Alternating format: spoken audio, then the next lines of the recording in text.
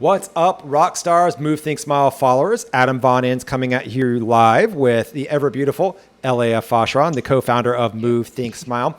And today, guys, we want to bring something to the table. We did an exercise actually not long ago in one of our workshops, and we found that this was incredibly powerful. And we really want to take you through it. And we kind of call it 3 ways to turn fatigue into cash. Now, this is not a get-rich-quick scheme. We're not going to sit here and try and sell you marketing or some hamburger or some supplements or some multi-level marketing gig or anything like that.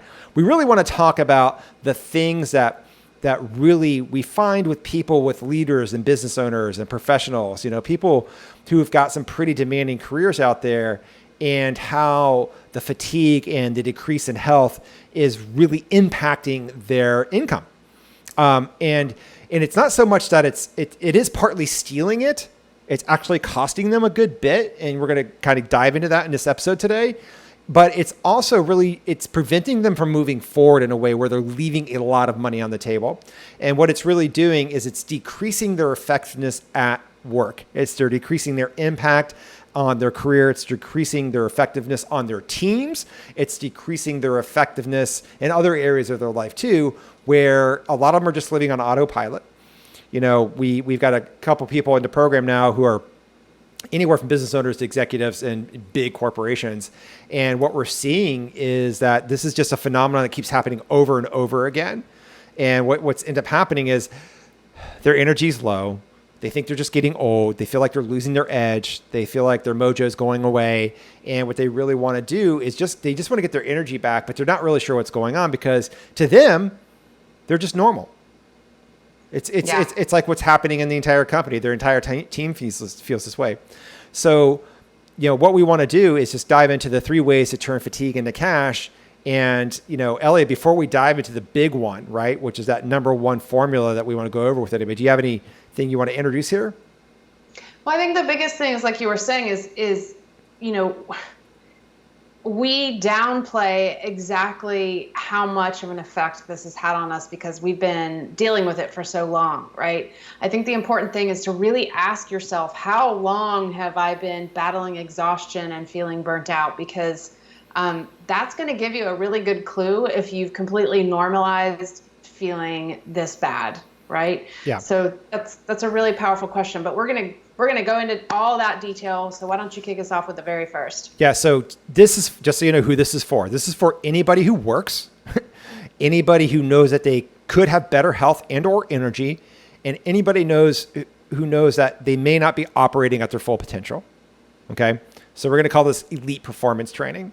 And so the first thing that you can do, right, to turn fatigue into more cash and more income for you is to first, you've got to know, understand how much you're really worth and how much potential you have. And the way you're going to do that is you're going to calculate your worth, what we call the performance formula. And it's basically like this. First, how much time are you losing daily? And the way to think about this is, okay, if I'm tired and I'm running around, how many hours on average during the day am I battling brain fog or am I battling confusion?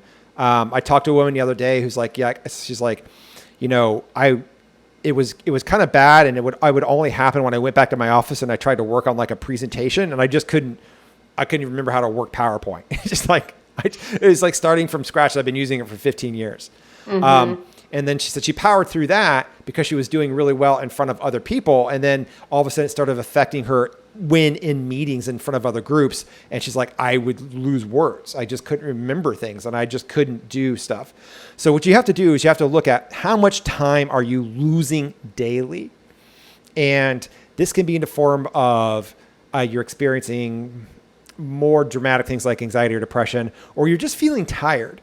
Right? You just have a general sense of tiredness. So, and remember guys, there's a difference between fatigue and tired. And being tired is like, yesterday I went out and I did a 5-mile run in 90-degree heat in the middle of a blazing hot, sunny soccer field. I might be a little red today because of that. I was tired when I was done. I was tired, but I got to bed last night. I got great sleep. I woke up this morning. I'm energized and ready to do it again. Fatigue is when after rest, you're experiencing it frequently for more days than not. And even mild fatigue is really dangerous. So how many hours a day do you feel like you're losing? Does that make sense, Elia? Yeah, I was going to say, I think the other important thing to talk about when you talk about fatigue is how many hours you spend looping in your mind the what ifs, everything that could go wrong. So many people I talk to don't realize how much all of that mental chatter is depleting them and is taking away from their focus.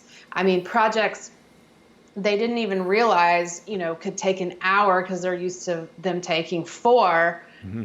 Well, when they clean up their mind chatter, it's like game on, right? Everything is so much easier for them. There's more focus. And I think that we have a tendency to really downplay that because this isn't something that, we were really taught in school about understanding how our brains work and understanding how that chatter can really just sweep us away. And next thing we know, again, you look at the 5 hours you lost in a day and you're like, wow, okay, like there's a point where you're like, enough is enough. Yeah. And for most people, it's at minimum 3. Yep. And I would say anybody watching this, anybody in a group can say, yes, I could be more energetic for at least 3 or more waking hours during the day. So this is step 1 in the performance formula. And LA, I just put it up on the screen for everybody. How many hours are you losing daily on average? Now, some days you might not be losing any. Some days you might be losing 8 hours. So on average, what are you losing? We know for most people, it's at least 3 hours. So then what you have to do is that's step number 1 in the performance formula. Get that number. Step number 2 is you've got to ask yourself, what's 1 hour of your time worth? What's 1 hour of your time worth? And what I mean by that is, now you can kind of start with, what you make per hour. You could throw that in there. A lot of people's like, hey, I make $20 an hour, I make $25 an hour. We know most energetic, high achieving professionals are averaging around $100 an hour. For some people, it's $200 to $300 an hour. And for some people, it's less than that. But how many, what's 1 hour of your time worth?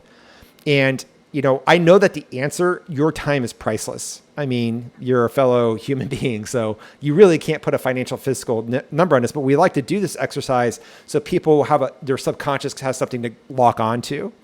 And it's got to be a fiscal number, okay? It's got to be something concrete. You can't use the word priceless.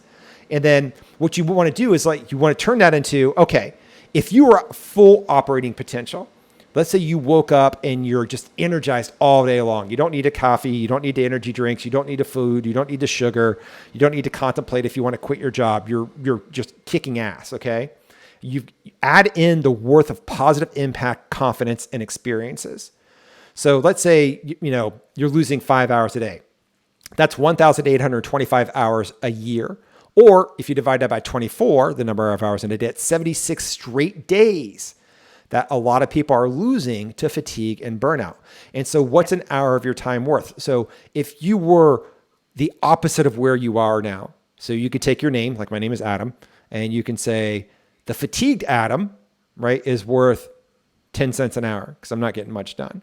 But the energetic Adam, insert your name here, would be worth $150 an hour because he would be able to do this.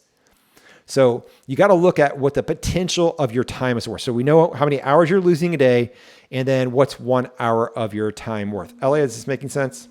Yeah, absolutely. I mean, I just got off the phone with a woman the other day, and she was just, this was a really eye-opening exercise for her. She was actually quite shocked, right? And she was losing 5 hours. And $120 an hour was her what she's worth. And again, when you break that down, that's $600 a day. That's $100 or $18,000 a month, and that number gets your attention. Okay, so Elliot, so I just put on the screen the formula. Take your daily time that you're losing. Times your hourly worth, and I'm not talking about the fatigued worth. I'm talking about the energetic worth, and this is your daily loss. Or you could call it your cash flow, your daily gain, or your potential, right? Your earnings potential. So, all right, so let's do that. So the person you just talked to, how many hours a day? 5 hours a day. 5 hours times her worth. 120. 120. Okay, that equals $600 a day. Now we're gonna do this. Now, if you multiply that times 7 days in a week. That's $4,200 a week that she's basically leaving on the table. Multiply that times 4 for 4 weeks in a month, you get $16,800. That's crazy.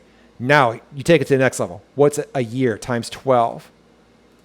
That's $201,600 that basically fatigue and burnout are robbing from her.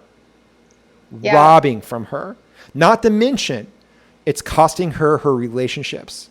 It's costing her impact there. What's really interesting is if you add into the hourly worth, the other costs, what you're spending daily or monthly, the cost of stress management, therapy, medications, massages, things that you know that you're doing that you're spending money and or time on, right?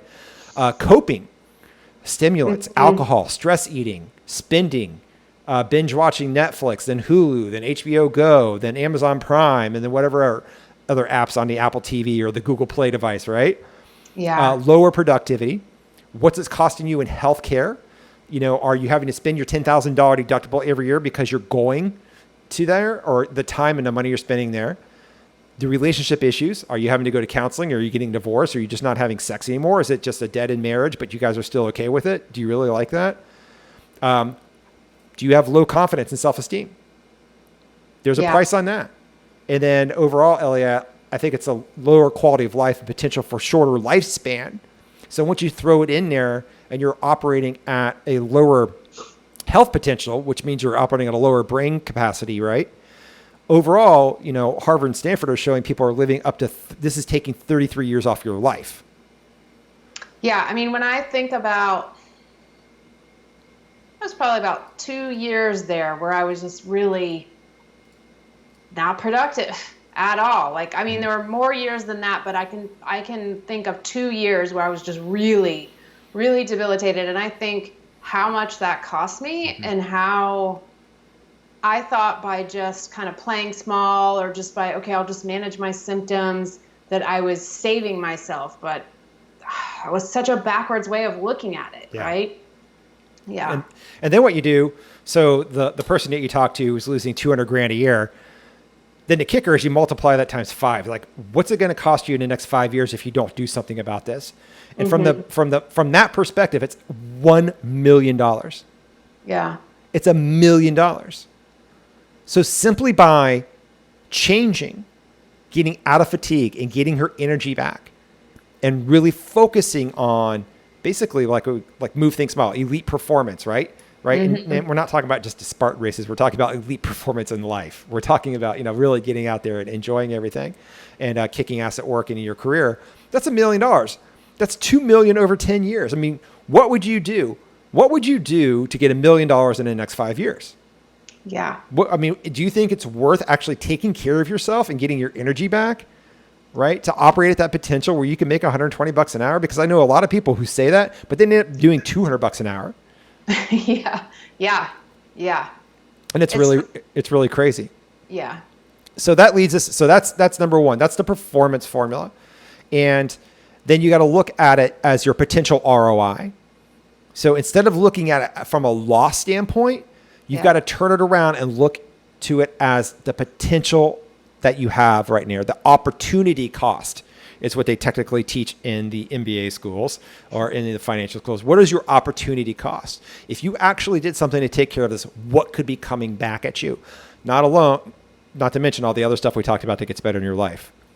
Yeah, and that's again where, you know, we like to title this talking about how to make, you know, fatigue work for you or pay you back, right? This is how fatigue pays you back, is you realize, one, how much it's costing you, and two, once you get that number, now instead of falling into a pit of despair, like you said, Adam, it's like you look at it as like, that's my potential. That's what I could be making right now. That's where I could be cashing in on conquering fatigue. And I think that's an extremely powerful push, because a lot of times I know for some people, they won't change unless it's really affecting their kids or it's really affecting their wallet. Oh yeah, right? For sure. Oh yeah. No, and so many people, it's so much funny. Like when I talk to people, like, you know, how much does it cost? Right. You know, we talk about our program and stuff like that. Well, how much does it cost? Well, it's costing you $200,000 a year. It's what it's costing you. It's costing you a shitty marriage. It's costing you not being the parent that you want to be. That's what it's costing you. And so many people have this mindset of like consumer debt, right? Versus investing in themselves. And it's like, your potential ROI on that table by just taking care of your energy, whether you have us help you or not, doesn't really matter to me. But getting your energy back and operating at full potential, look at that cost. It's really important. And I think, Ellie, and I'm going to let you dive into this one because I kind of hogged that one. This is number 2. And the second way that you can turn fatigue into more cash flow is you simply have to leave scarcity. Mm-hmm.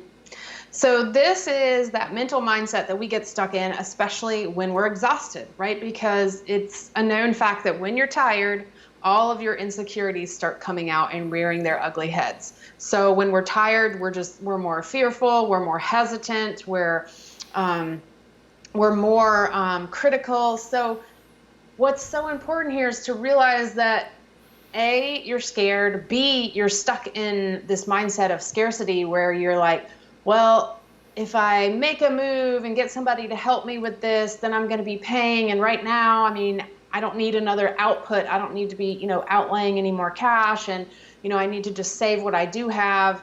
And this is all mindset around scarcity. It is believing that nothing better can come to you and that you really have to protect and scrounge for everything that you have left. And that, again, it kind of comes down to the devil that you know is better than the devil that you don't know, right? It's that part of our brain that says, don't change, stay here. At least you know what it's like to live with fatigue. At least we know where the boundaries are. At least we know all this stuff. But we have to understand that we are paying either way. You're either going to pay with your health and continuing to fall, down into that rut, or you're going to pay to get yourself out. And to me, it's a better investment to pay to help get yourself out than continuing to pay to only end up deeper in the hole. Right. And that was a huge mental mind shift for me. Right. Yeah. So the fatigue costs. Mm-hmm. Operating at low health, your brain, and most people forget this, is an organ. It's a living organ, and it required for this to produce the good stuff, right? To be creative and healthy, enjoy, kick ass in projects and work and career and excel and things like that. Down here, it's got to be good. It just does. I'm not saying you got to be a ripped athlete or anything, but you've got to get your energy on fire. You've got to get it back. And I think what's really important, LA, is when we talk about scarcity, it's actually a destination that most people take a long-term vacation in. I don't know if that's the right word to use, but they go there and they literally are bound in this destination, this horrible, all-inclusive, I'm going to call it anti-resort because there's nothing fun about it, where there's nothing that's scarce, right? Yeah. They live in this mentality of that there's just everything is scarce, that everything is limited, that I can only have so much of this and I can only have so much of that and I can only do this. And on top of that, we call it scare city because there's fear everywhere. Mm-hmm. You feel alone. You feel like even though you might be the leader of a team in a big company, or even though you might have a good family, or you might be in a great relationship, in the grand scheme of things, there's a lot of fear in there. There's a lot of doubt. There's a lot of skepticism. There's a lot of opinions. There's a lot of judging. And what it comes down to is, there's a lot of blame.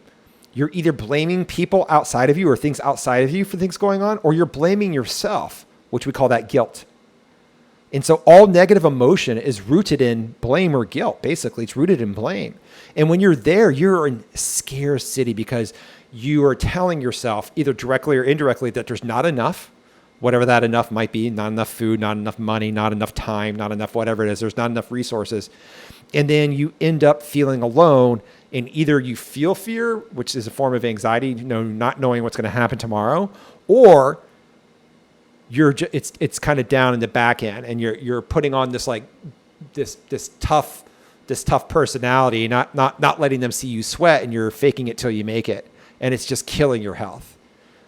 Yeah, that is probably the biggest thing that shifted for me when I finally decided enough was enough, was realizing that I was living day in and day out in that just scared to do anything, scared to take any action, scared to do this, scared to do that. And I think that came down to the fact that I had run myself down so much that I had really lost my confidence in my ability to make the right decisions for myself. Because again, the more you run yourself down, the poorer decisions you make, right? Yes, you just don't have the mental faculties. You're not really thinking clearly. You're more in the primitive part of your brain. And so you start making poorer and poorer decisions, which then you lose your confidence in yourself because you end up just in these situations where you're like, how did I get here? Man, I don't even trust myself anymore to make the right decision. Right. And again, that just builds on the scarcity. So this is so, so key that you understand, to really break this cycle, you've got to be willing to really look at, what is it that I'm really scared of? What is it that I'm really thinking is impossible here? And there's always a way. There's always a way. Well, there's one path, and it doesn't matter what your scarce city looks like. Whether it's a deserted ghost town in the middle of the desert, Nevada, or, where there's some futuristic place on the moon and you're the only one there walking around aliens, whatever scarcity is for you. But there's always one path out of there. And time again. And for a long time, I searched for other paths out. Either it would be focusing on my career, or it would be focusing on my family, or it would be focusing on having fun and just trying to relax. But there's only one path, and it is your health. When you work on your health and you start getting your energy back, you start overcoming fatigue and burnout, and you really learn how to operate at your maximum potential, elite performance, as we like to call it. That is the path out of scarcity. It's the only path out. And if someone else out there has found a different path out, I would love to hear about it, because I have not found one yet. I would love to hear about it. So Elliot, just keep moving on. All right. The third thing, right? The third way to turn fatigue into more cash flow is, you've got to stop settling for mediocre, right? Yep. So one of the most slippery slopes of experience something day in and day out is that becomes the new normal. And anytime we normalize something, we don't typically do anything about it. So normalizing something is extremely dangerous, right? And so we start settling, and we settle again, and we settle the next day, and we settle the next month. And pretty soon, mediocre is the new norm. And so we're like, why change? Like, this is just how my life is. It's just how things are. And that's an extremely dangerous place to be. Yeah, I don't know if you guys have seen our latest workshop, but in there I kind of show the old Adam. And when you look at the old Adam, if you've never seen me before, you're like, that guy kind of looks like normal. Looks like most of the dudes walking around America these days. Like, there's really nothing special about it until you look at me where I am now. That was 75 pounds ago. I can go on and on and on and on. Just weight gain. I was tired, burned out, was not pursuing the right path, was put all these things out in front of me. And I settled for it because it was just like everybody else. So I normalized that what I was doing was okay because this is the way the rest of society was. Yeah. And so, one of the little secret truths, Elia, that the truth bombs that I'm going to throw in here real quick is basically, if you want to stop settling for mediocre, you've got to start practicing what we call fitting out.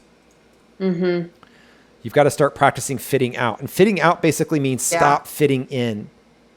Stop trying to fit in with the normal ways that society are doing things, because it is literally killing our population. Mm-hmm. It's destroying your health. It destroys your energy. It destroys your impact on your career. And it just really limits you. And maybe might not be destroying, but it's definitely putting it into a mediocre state.